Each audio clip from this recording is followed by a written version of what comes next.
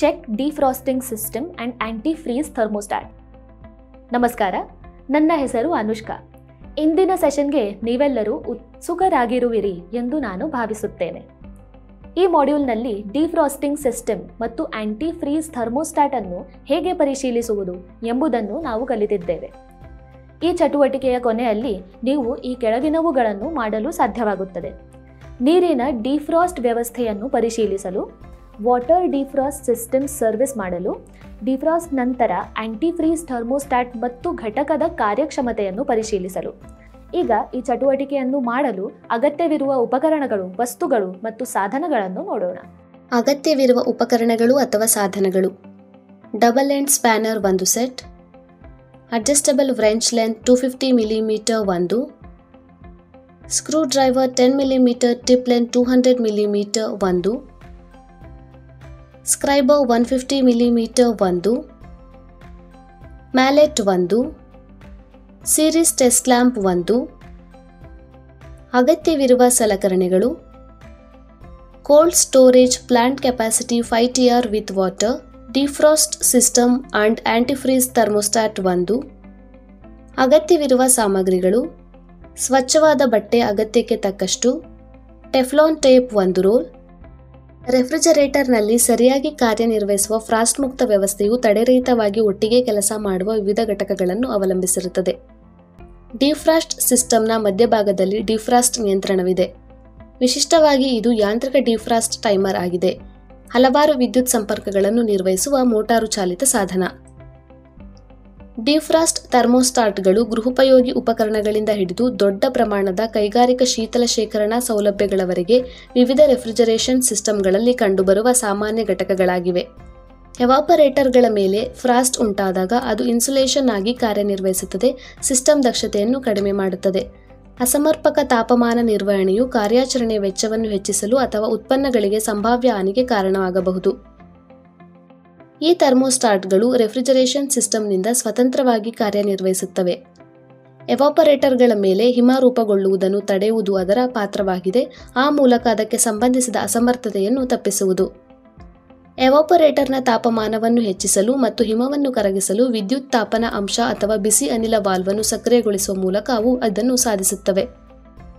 ಯಾವುದೇ ರೆಫ್ರಿಜರೇಷನ್ ಪ್ರಕ್ರಿಯೆಯಲ್ಲಿ ತಾಪಮಾನವು ಸಾಕಷ್ಟು ಕಡಿಮೆ ಇದ್ದರೆ ಘನೀಕರಣವು ಎವಾಪರೇಟರ್ ಮೇಲೆ ಸಂಗ್ರಹವಾಗಬಹುದು ಮತ್ತು ಹೆಪ್ಪುಗಟ್ಟಬಹುದು. ಈ ಫ್ರಾಸ್ಟ್ ಪದರವು ಎವಾಪರೇಟರ್ ಪೈಪ್ಗಳನ್ನು ಇನ್ಸುಲೇಟ್ ಮಾಡುತ್ತದೆ, ಶಾಖ ವರ್ಗಾವಣೆಗೆ ಅಡ್ಡಿಪಡಿಸುತ್ತದೆ ಮತ್ತು ಅಪೇಕ್ಷಿತ ತಾಪಮಾನವನ್ನು ಕಾಪಾಡಿಕೊಳ್ಳಲು ವ್ಯವಸ್ಥೆಯನ್ನು ಹೆಚ್ಚು ಶ್ರಮಿಸುವಂತೆ ಮಾಡುತ್ತದೆ. ಪರಿಣಾಮವಾಗಿ ಉತ್ಪನ್ನಗಳು ಸಮರ್ಪಕವಾಗಿ ತಂಪಾಗುವುದಿಲ್ಲ. ಇದು ದೋಷಯುಕ್ತ ವಸ್ತುಗಳಿಂದ ಸಂಭವನೀಯ ನಷ್ಟಗಳಿಗೆ ಅಥವಾ ಹೆಚ್ಚಿದ ಶಕ್ತಿಯ ಬಳಕೆಗೆ ಕಾರಣವಾಗುತ್ತದೆ. ಇದು ಕಾರ್ಯಾಚರಣೆಯ ವೆಚ್ಚವನ್ನು ಹೆಚ್ಚಿಸುತ್ತದೆ. ಡಿಫ್ರಾಸ್ಟ್ ಥರ್ಮೋಸ್ಟಾಟ್ಗಳು ನಿಯತಕಾಲಿಕವಾಗಿ ಎವಾಪರೇಟರ್ ಮೇಲೆ ಫ್ರಾಸ್ಟ್ ಅನ್ನು ಕರಗಿಸುವ ಮೂಲಕ ಈ ಸಮಸ್ಯೆಗಳನ್ನು ಪರಿಹರಿಸುತ್ತವೆ. ತೇವಾಂಶದ ಮಟ್ಟವು ಪರಿಸರದಲ್ಲಿ ಕಡಿಮೆ ಇರುತ್ತದೆ. ಕ್ರಿಯಾತ್ಮಕವಾಗಿ ಡಿಫ್ರಾಸ್ಟ್ ಥರ್ಮೋಸ್ಟಾಟ್ಗಳು ನಿಯಂತ್ರಣ ಲೂಪ್ನಲ್ಲಿ ಕಾರ್ಯನಿರ್ವಹಿಸುತ್ತವೆ. ಅವು ನಿರ್ದಿಷ್ಟ ವೇರಿಯೇಬಲ್ ಅನ್ನು ಮೇಲ್ವಿಚಾರಣೆ ಮಾಡುತ್ತವೆ ಮತ್ತು ಆ ವೇರಿಯೇಬಲ್ ಪೂರ್ವ ನಿರ್ಧರಿತ ಮಿತಿಯನ್ನು ತಲುಪಿದ ನಂತರ ಹೀಟಿಂಗ್ ಎಲಿಮೆಂಟ್ ಅನ್ನು ಸಕ್ರಿಯಗೊಳಿಸುತ್ತವೆ. ಈ ವೇರಿಯೇಬಲ್ಗಳು ಟೈಮ್ ಇಂಟರ್ವಲ್ಗಳು, ಎವಾಪರೇಟರ್ ತಾಪಮಾನ ಅಥವಾ ಫ್ರಾಸ್ಟ್ನ ದಪ್ಪವಾಗಿರಬಹುದು. ನಿಗದಿತ ಮಿತಿಯನ್ನು ತಲುಪಿದ ನಂತರ ಥರ್ಮೋಸ್ಟಾಟ್ ಸಂಕೋಚಕವನ್ನು ಮುಚ್ಚುತ್ತದೆ ಮತ್ತು ಅನ್ವಯಿಸಿದರೆ ಹೀಟಿಂಗ್ ಎಲಿಮೆಂಟ್ ಅನ್ನು ಸಕ್ರಿಯಗೊಳಿಸುತ್ತದೆ. ಹೆಚ್ಚುವರಿಯಾಗಿ ಥರ್ಮೋಸ್ಟಾಟ್ ಗರಿಷ್ಠ ದಕ್ಷತೆಯನ್ನು ಪುನಃಸ್ಥಾಪಿಸಿದ ನಂತರ ಹೀಟಿಂಗ್ ಎಲಿಮೆಂಟ್ ಅನ್ನು ನಿಷ್ಕ್ರಿಯಗೊಳಿಸಲು ಎರಡನೇ ಸೆಟ್ ಪಾಯಿಂಟ್ ಅನ್ನು ಹೊಂದಿದೆ. ಇದು ಅನಗತ್ಯ ಶಕ್ತಿಯ ಬಳಕೆಯನ್ನು ತಡೆಯುತ್ತದೆ. ಪ್ರತಿ ಸಂಪರ್ಕವನ್ನು ಬೇಸಿಕ್ ಲೈಟ್ ಸ್ವಿಚ್ ಎಂದು ಯೋಚಿಸಿ. ಲೈಟ್ಗಳನ್ನು ನಿಯಂತ್ರಿಸುವ ಬದಲು ಒಂದು ಸ್ವಿಚ್ ಡಿಫ್ರಾಸ್ಟ್ ಹೀಟರ್ ಸರ್ಕ್ಯೂಟ್ಗೆ ಸಂಪರ್ಕಿಸುತ್ತದೆ, ಇನ್ನೊಂದು ಕೂಲಿಂಗ್ ಸಿಸ್ಟಮ್ಗೆ ಸಂಪರ್ಕಿಸುತ್ತದೆ. ಒಂದು ಸಕ್ರಿಯಗೊಂಡಾಗ ಇನ್ನೊಂದು ನಿಷ್ಕ್ರಿಯಗೊಳ್ಳುತ್ತದೆ. ಟೈಮರ್ನಲ್ಲಿರುವ ಮೋಟರೀಕೃತ ಕ್ಯಾಮ್ ಈ ಸಂಪರ್ಕಗಳನ್ನು ಮೊದಲೇ ನಿರ್ಧರಿಸಿದ ಇಂಟರ್ವಲ್ಗಳಲ್ಲಿ ತೆರೆಯುತ್ತದೆ ಮತ್ತು ಮುಚ್ಚುತ್ತದೆ. ಇದು ಕಾರ್ಯದ 2 ಚಕ್ರಗಳನ್ನು ಹೊಂದಿದೆ. ಕೂಲಿಂಗ್ ಚಕ್ರ: ಕೂಲಿಂಗ್ ಫೇಸ್ನಲ್ಲಿ ಡಿಫ್ರಾಸ್ಟ್ ಟೈಮರ್ ಅದರ ಕಾರ್ಯಾಚರಣೆಯನ್ನು ಪ್ರಾರಂಭಿಸಲು ಸಂಕೋಚಕ ಸರ್ಕ್ಯೂಟ್ನಲ್ಲಿ ಸಂಪರ್ಕವನ್ನು ಮುಚ್ಚುತ್ತದೆ. ಏಕಕಾಲದಲ್ಲಿ ಡಿಫ್ರಾಸ್ಟ್ ಹೀಟರ್ಗೆ ಸರ್ಕ್ಯೂಟ್ ತೆರೆದಿರುತ್ತದೆ. ಈ ಕ್ರಮದಲ್ಲಿ ಥರ್ಮೋಸ್ಟಾಟ್ ಶೀತ ನಿಯಂತ್ರಣ ಎಂದು ಕರೆಯಲಾಗುತ್ತದೆ. ಸಂಕೋಚಕ ಮತ್ತು ಫ್ಯಾನ್ ಮೋಟಾರ್ಗಳನ್ನು ನಿಯಂತ್ರಿಸುತ್ತದೆ. ಅಪೇಕ್ಷಿತ ತಾಪಮಾನವನ್ನು ನಿರ್ವಹಿಸಲು ಅವುಗಳನ್ನು ಆನ್ ಮತ್ತು ಆಫ್ ಮಾಡುತ್ತದೆ. ಡಿಫ್ರಾಸ್ಟ್ ಚಕ್ರ: ಡಿಫ್ರಾಸ್ಟ್ ಟೈಮರ್ ಅಂತಿಮವಾಗಿ ಡಿಫ್ರಾಸ್ಟ್ ಮೋಡ್ಗೆ ಬದಲಾಗುತ್ತದೆ ಮತ್ತು ಎವಾಪರೇಟರ್ ಕೂಲಿಂಗ್ ಕಾಯಿಲ್ನಲ್ಲಿ ಸಂಗ್ರಹವಾಗಿರುವ ಯಾವುದೇ ಫ್ರಾಸ್ಟ್ ಅನ್ನು ಕರಗಿಸಲು ಡಿಫ್ರಾಸ್ಟ್ ಹೀಟರ್ಗಳಿಗೆ ಶಕ್ತಿಯನ್ನು ಪೂರೈಸುತ್ತದೆ. ಕೋಲ್ಡ್ ಕಂಟ್ರೋಲ್ ಸಂಪರ್ಕಗಳು ಮುಚ್ಚಲ್ಪಟ್ಟಿರುತ್ತವೆ, ಆದರೆ ಡಿಫ್ರಾಸ್ಟ್ ಟೈಮರ್ ಇನ್ನು ಮುಂದೆ ಆ ಸರ್ಕ್ಯೂಟ್ ಶಕ್ತಿಗೆ ನೀಡುವುದಿಲ್ಲವಾದ್ದರಿಂದ ಸಂಕೋಚಕವು ಕಾರ್ಯನಿರ್ವಹಿಸುವುದಿಲ್ಲ. Defrost termination thermostat AKA defrost limit switch ಒಂದು ಸೆಟ್ ತಾಪಮಾನವನ್ನು ಗ್ರಹಿಸಿದ ನಂತರ ಅದು ಡಿಫ್ರಾಸ್ಟ್ ಹೀಟರ್ಗಳಿಗೆ ಸರ್ಕ್ಯೂಟ್ ಅನ್ನು ತೆರೆಯುತ್ತದೆ, ಅವುಗಳನ್ನು ಸ್ಥಗಿತಗೊಳಿಸುತ್ತದೆ. ಟೈಮರ್ ಕೂಲಿಂಗ್ ಮೋಡ್ಗೆ ಹಿಂತಿರುಗುವವರೆಗೆ ಟೈಮರ್ ಡಿಫ್ರಾಸ್ಟ್ ಚಕ್ರದಲ್ಲಿ ಉಳಿಯುತ್ತದೆ. ಲಿಮಿಟ್ ಸ್ವಿಚ್ ತೆರೆದಿರುವುದರಿಂದ ಹೀಟರ್ಗಳು ಇನ್ನು ಮುಂದೆ ಉಳಿದ ಚಕ್ರದಲ್ಲಿ ಆನ್ ಆಗಿರುವುದಿಲ್ಲ. ಗೊತ್ತುಪಡಿಸಿದ ಸುರಕ್ಷತಾ ಮಟ್ಟಕ್ಕಿಂತ ಕೆಳಗಿಳಿಯದಂತೆ ತಡೆಯಲು ವ್ಯವಸ್ಥೆಯಲ್ಲಿ ನಿರ್ದಿಷ್ಟ ತಾಪಮಾನದ ಮಿತಿಯನ್ನು ನಿರ್ವಹಿಸುವುದು ನಿರ್ಣಾಯಕವಾಗಿರುವ ವಿವಿಧ ಬಳಕೆಗಳಲ್ಲಿ ಇದು ಅನ್ವಯಿಸುತ್ತದೆ. ಹೆಚ್ಚುವರಿಯಾಗಿ ಸಂವೇದಕ ಅಂಶದೊಂದಿಗೆ ಯಾವುದೇ ಸಮಸ್ಯೆಗಳಿದ್ದಲ್ಲಿ ಥರ್ಮೋಸ್ಟಾಟ್ ಸ್ವಯಂಚಾಲಿತ ರಕ್ಷಣೆಯನ್ನು ನೀಡುತ್ತದೆ.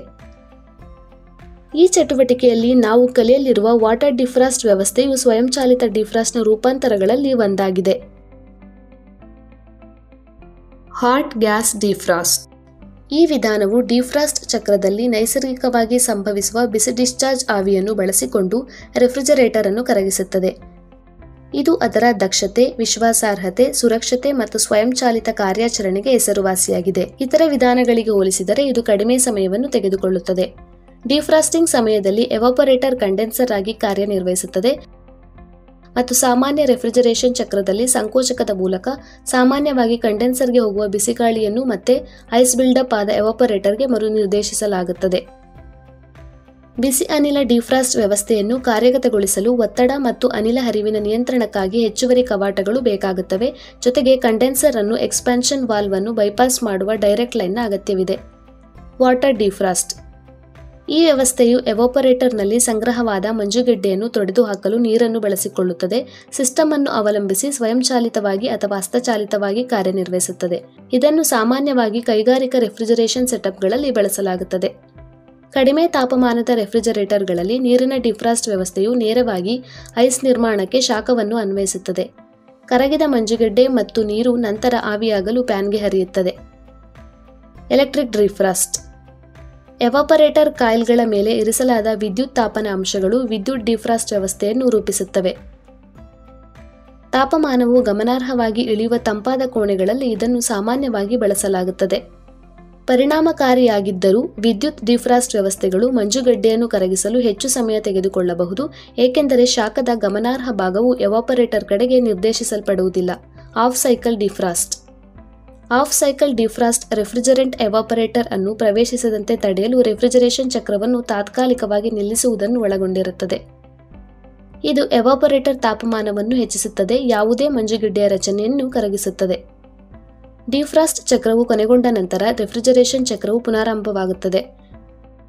ಆಫ್ ಸೈಕಲ್ ಡಿಫ್ರಾಸ್ಟ್ನ ಅವಧಿಯು ಸಾಮಾನ್ಯವಾಗಿ ಫ್ಯಾಕ್ಟರಿ ಸೆಟ್ ಟೈಮರ್ನಿಂದ ಪೂರ್ವನಿರ್ಧರವಾಗಿರುತ್ತದೆ. ಈಗ ನೀರಿನ ಡಿಫ್ರಾಸ್ಟ್ ವ್ಯವಸ್ಥೆಯನ್ನು ಹೇಗೆ ಪರಿಶೀಲಿಸುವುದು ಎಂಬುದನ್ನು ನೋಡೋಣ. ವಿಧಾನ. ಕಾರ್ಯ 1. ವಾಟರ್ ಡಿಫ್ರಾಸ್ಟ್ ಸಿಸ್ಟಮ್ ಅನ್ನು ಪರೀಕ್ಷಿಸಿ. ಯೂನಿಟ್ ಸ್ವಯಂಚಾಲಿತ ಅಥವಾ ಹಸ್ತಚಾಲಿತ ಡಿಫ್ರಾಸ್ಟ್ ವ್ಯವಸ್ಥೆಯನ್ನು ಹೊಂದಿದೆಯೇ ಎಂಬುದನ್ನು ನಿರ್ಧರಿಸಿ. ಡಿಫ್ರಾಸ್ಟಿಂಗ್ ಅಗತ್ಯವಿದೆಯೇ ಎಂದು ನಿರ್ಧರಿಸಲು ಎವಾಪರೇಟರ್ ಕಾಯಿಲ್ ಮೇಲಿನ ಮಂಜುಗಡ್ಡೆಯ ದಪ್ಪವನ್ನು ನಿರ್ಣಯಿಸಿ. ಕಂಪ್ರೆಸರ್ ಸಕ್ಷನ್ ಮತ್ತು ಡಿಸ್ಚಾರ್ಜ್ ಒತ್ತಡ ಜೊತೆಗೆ ಕೋಲ್ಡ್ ಸ್ಟೋರೇಜ್ ರೂಮ್ ತಾಪಮಾನವನ್ನು ರೆಕಾರ್ಡ್ ಮಾಡಿ. ಅಲಭ್ಯತೆಯ ನಿರ್ಬಂಧಗಳನ್ನು ಪರಿಗಣಿಸಿ ಯೂನಿಟ್ ಅನ್ನು ಹಾಲ್ಟ್ ಮಾಡಲು ಅಪ್ರೂವಲ್ ಅನ್ನು ಪಡೆದುಕೊಳ್ಳಿ. ಡಿಫ್ರಾಸ್ಟ್ ಸಿಸ್ಟಮ್ ಸ್ವಯಂಚಾಲಿತವಾಗಿದ್ದರೆ ಇನ್ಸ್ಟ್ರುಮೆಂಟ್ ಸಂಪರ್ಕಗಳನ್ನು ನಿಷ್ಕ್ರಿಯಗೊಳಿಸಿ ಮತ್ತು ಏರ್ ಸರ್ಕ್ಯುಲೇಷನ್ ಬ್ಲೋವರ್ ಫ್ಯಾನ್ ಅನ್ನು ನಿಲ್ಲಿಸಿ. ಎವಾಪರೇಟರ್ಗಾಗಿ ಒದಗಿಸಿದ್ದರೆ ಲೋವರ್ಗಳು ಅಥವಾ ಡ್ಯಾಂಪರ್ಗಳನ್ನು ಮುಚ್ಚಿ. ಡಿಫ್ರಾಸ್ಟ್ ವಾಟರ್ ಪರಿಚಲನೆ ವಾಲ್ವ್ ಅನ್ನು ತೆರೆಯಿರಿ. ಡ್ರೈನ್ ವಾಲ್ವ್ ಅನ್ನು ಮುಚ್ಚಿ ಮತ್ತು ಪರಿಚಲನೆ ಪಂಪ್ ಅನ್ನು ಪ್ರಾರಂಭಿಸಿ. ಸರಿಯಾದ ನೀರಿನ ವೇಗವನ್ನು ಖಚಿತಪಡಿಸಿಕೊಳ್ಳಿ ಮತ್ತು ನಾಜಲ್ ಬ್ಲಾಕೇಜ್ಗಳನ್ನು ಪರಿಶೀಲಿಸಿ. ಕಾರ್ಯ 2. ನೀರಿನ ಡಿಫ್ರಾಸ್ಟ್ ವ್ಯವಸ್ಥೆಯನ್ನು ಸರ್ವಿಸ್ ಮಾಡುವುದು. ಡಿಫ್ರಾಸ್ಟ್ ವಾಟರ್ ಸರ್ಕ್ಯುಲೇಟಿಂಗ್ ಪಂಪ್ ಅನ್ನು ನಿಲ್ಲಿಸಿ. ನೀರಿನ ಡ್ರೈನ್ ವಾಲ್ವ್ ಅನ್ನು ತೆರೆಯಿರಿ. ನಾಜಲ್ಗಳನ್ನು ತೆಗೆದುಹಾಕಲು ಅಡ್ಜಸ್ಟಬಲ್ ವ್ರೆಂಚ್ ಮತ್ತು ಡಬಲ್ ಎಂಡ್ ಸ್ಪ್ಯಾನರ್ಗಳನ್ನು ಬಳಸಿ. ಪಂಪ್ ಅನ್ನು ಪ್ರಾರಂಭಿಸಿ ಮತ್ತು ಕೆಲವು ನಿಮಿಷಗಳ ಕಾಲ ನೀರಿನ ಲೈನ್ ಅನ್ನು ಫ್ಲಶ್ ಮಾಡಿ. ಯಾವುದೇ ಸೆಡಿಮೆಂಟ್ ಬ್ಲಾಕೇಜ್ಗಳನ್ನು ತೆಗೆದುಹಾಕಲು ನಾಜಲ್ ಮತ್ತು ರಂಧ್ರಗಳನ್ನು ಸಂಪೂರ್ಣವಾಗಿ ಸ್ವಚ್ಛಗೊಳಿಸಿ. ಡ್ರೈನ್ ಟ್ರೇ ಮತ್ತು ಲೈನ್ ಅನ್ನು ಸ್ವಚ್ಛಗೊಳಿಸುವ ಮೂಲಕ ಮುಕ್ತ ಹರಿವನ್ನು ಖಚಿತಪಡಿಸಿಕೊಳ್ಳಿ. ಸೋರಿಕೆಯನ್ನು ತಡೆಗಟ್ಟಲು ಟೆಫ್ಲಾನ್ ಟೇಪ್ ಬಳಸಿ ನಾಜಲ್ಗಳನ್ನು ಸುರಕ್ಷಿತವಾಗಿ ಮರುಜೋಡಿಸಿ. ನೀರಿನ ಪರಿಚಲನಾ ಪಂಪ್ ಅನ್ನು ಮರುಪ್ರಾರಂಭಿಸಿ ಮತ್ತು ಎವಾಪರೇಟಿಂಗ್ ಕಾಯಿಲ್ ಮೇಲೆ ನೀರಿನ ಸಿಂಪಡಣೆಯನ್ನು ಪರಿಶೀಲಿಸಿ. ಡಿಫ್ರಾಸ್ಟಿಂಗ್ ನಂತರ ಲೈನ್ಗಳ ನಡುವೆ ಯಾವುದೇ ಐಸ್ ಬ್ಲಾಕ್ಗಳನ್ನು ಪರಿಶೀಲಿಸಿ ಮತ್ತು ಅಗತ್ಯವಿದ್ದರೆ ಅವುಗಳನ್ನು ನಿಧಾನವಾಗಿ ಟ್ಯಾಪ್ ಮಾಡಿ. ಡ್ಯಾಂಪರ್ಗಳು ಅಥವಾ ಲೋವರ್ಗಳನ್ನು ಸ್ವಚ್ಛಗೊಳಿಸಿ ಮತ್ತು ಐಸ್ ಸಂಪೂರ್ಣವಾಗಿ ಡ್ರೈನ್ ಆಗಲು ಕಾಯಿರಿ.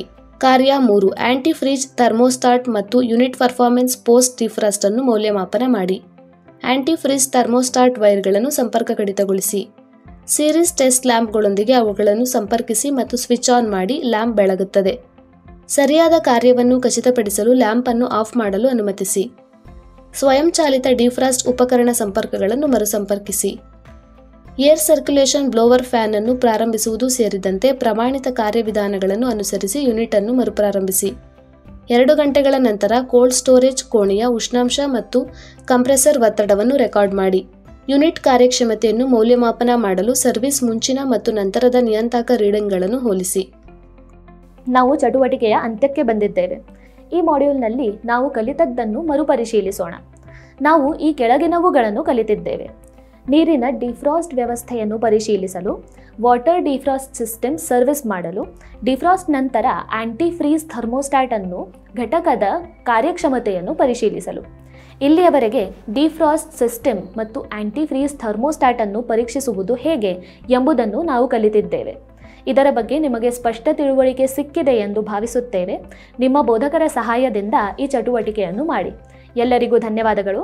ಮುಂದಿನ ವಿಡಿಯೋದಲ್ಲಿ ನಿಮ್ಮನ್ನು ಭೇಟಿ ಮಾಡುತ್ತೇವೆ.